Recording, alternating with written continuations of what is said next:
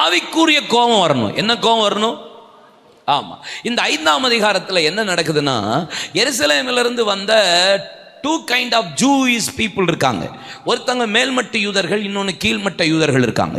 மேல்மட்ட யூதர்கள் கீழ்மட்ட யூதர்களை அடிமைப்படுத்துறாங்க. என்னன்னா, அங்க வந்து உள்ள சபைக்குள்ள பணம் கஷ்டம் எல்லாம் போராட்டம் வந்த உடனே பத்திரத்தை வாங்கிட்டு பணத்தை வட்டிக்கு கொடுக்குறான், திரும்பியும் அடிமையாக்குறான். ஏற்கனவே கஷ்டப்பட்டு தான் வந்திருக்கிறான், ஏற்கனவே பாடுபட்டு தான் வந்திருக்கிறான், ஏற்கனவே சிறையிருப்பு அடிமைத்தனத்திலிருந்து தான் வந்திருக்கிறான். இப்ப உள்ள இருக்கிற கிறிஸ்தவனே மீண்டும் இவனை அடிமைப்படுத்துகிறான். உள்ள இருக்கிற கிறிஸ்தவனை மீண்டும் இவனை போராட வைக்கிறான், இவனை சிறையிருப்புக்குள்ள மீண்டும் கொண்டு போறான். இதனால சபைக்குள்ள கூக்குரல் உண்டானது என்று நீங்க வேதத்துல பார்க்க முடியும். சபைக்குள்ள கூக்குரல் வந்தபோது 5ஆம் அதிகாரம் 6ஆம் வசனத்துல வாசிச்சா, இந்த கூக்குரலை கேட்ட நெகேமியா எழுந்து போய் மிகவும் கோபம் கொண்டு பிரபுக்களையும் பிரதானியும் பார்த்து கடிந்து கொண்டு எச்சரித்து, நீங்கள் செய்வது இது காரியம் சரியல்ல, இது விரோதமாய் பெரிய சபையா கூடி வருக செய்து இது நீ செய்கிற காரியம் விரோதமான காரியம், இது நல்லதல்ல என்று அவர்களை எச்சரித்து வாங்கின காரியத்தை திரும்பி கொடுங்கள் என்று அவர்களுக்கு கடிந்து கொண்டான், எச்சரித்தான். அப்படின்னா சபைக்குள்ள கூக்குரல்னு ஒரு சத்தம் கேட்ட உடனே ஆட்டோமேட்டிக்கா நெகேமியாக்கு என்ன வருது? கோபம். என்னாகமம் 25ஆம் அதிகாரம் 5 வசனத்தை வாசிச்சா வேத வசனம் சொல்லுகிறது, பிரமாணத்தை வாங்கினவர் மோசே, பிரமாணத்தை பேசினவர் ஆரோ. பிரமாணத்தை வாங்கினவனாலையும் வாதையை நிறுத்த முடியல, பிரமாணத்தை பேசுறவனாலையும் வாதையை நிறுத்த முடியல. சபையில சாதாரணமா உட்கார்ந்துட்டு இருந்த ஒரு ஆளு சபை நடுவில் ஈட்டி எடுத்து அவன் அங்கே பாவம் செய்து கொண்டிருந்த ஒருவனை உருவ குத்தின போது வாதை நின்றது. பிரமாணத்தை வாங்கிறது மேட்டர் இல்லை, பேசுறது மேட்டர் இல்லை, வேலை செய்யறதுதான் விஷயம். கோபப்படணும், ஆவிக்குரிய கோபம் சபைக்குள்ள வரணும். உபதேச குளறுபடி வந்துச்சுன்னா கோபம் வரணும். கள்ள உபதேசக்காரன் பாட்டை பாடினா கோபம் வரணும். நம்ம ஆளு உருகி உருகி பாடுவானுங்க, மண்டையில கொட்டணும். சோத்திரம் ஆத்திரங்கள் வருகிறது. அப்படியே உருகுவானுங்க. அவனே திருட்டு பைய கள்ளப்பைய, அவன் பாடுறான், அவன் பாட்டை நீங்கள் உருகி உருகி வர பாட்டுட்டு ஃபேஸ்புக்கில் வைக்கிறது.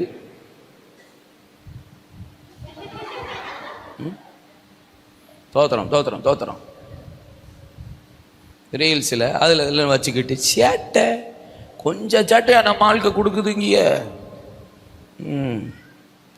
நான்லாம் யாராக இருந்தாலும் போட்டுருவேன், நோ காம்ப்ரமைஸ். ஹல்லேலூயா, தோத்திரம் தோத்திரம். பாபிலோனில் இருந்து நாங்கள் எருசலேமின் பாட்டை எப்படி பாடப்பார்.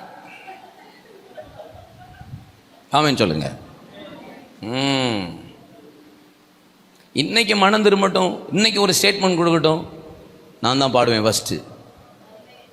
அதுக்கு நான் ரெடியாக இருப்பேன். சேட்டையை கொடுத்துட்டு இருந்தா நாங்கள் ஓவர் சேட்டையை கொடுப்போம்ல, கோவப்படுவோம்லம்யா. எவ்வளோ கோவம் வருது எங்களுக்கு. எல்லாத்தையும் நாங்கள் கஷ்டப்பட்டு கண்ணீர் விட்டு போராடி உபவாசம் பண்ணி முக்கி மோதி தூங்காமல் அலைஞ்சு கிளைஞ்சு போராடி கர்த்தருக்குள்ள ஜனங்களை கொண்டு வந்தால் இஷ்டத்துக்கு ஒரு பாட்டை விட்டுட்டு இஷ்டத்துக்கு ஒரு பிரசங்கத்தை பண்ணிட்டு வாலிப பிள்ளைகளை தூக்கி போட்டுட்டு சேட்டை. என்ன சேட்டை?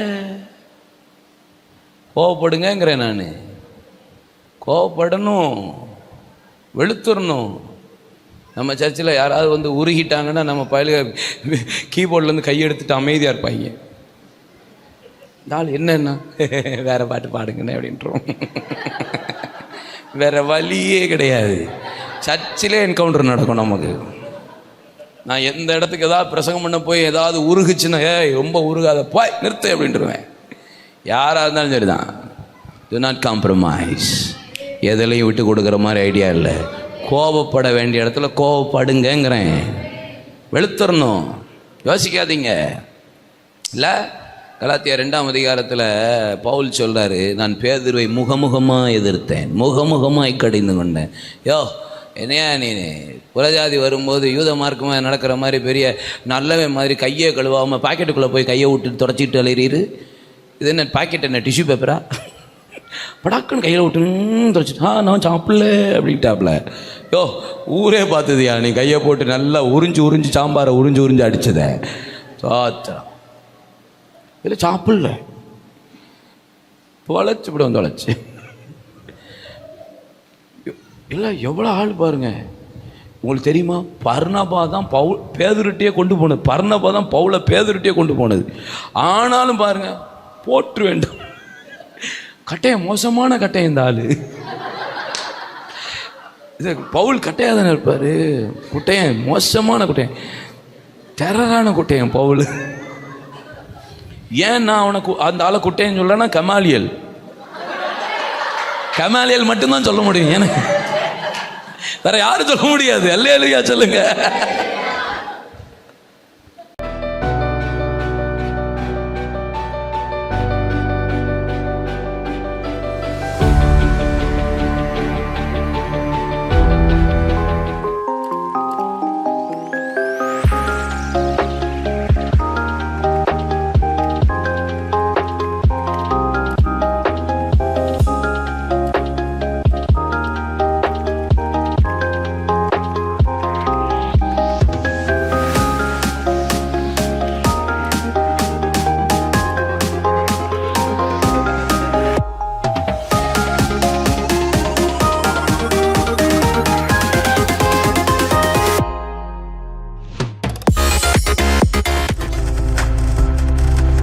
நீங்கள் பார்த்துக் கொண்டிருப்பது உங்கள் ஜாய் டிவி. உங்கள் துக்கம் சந்தோஷமாய் மாறும்.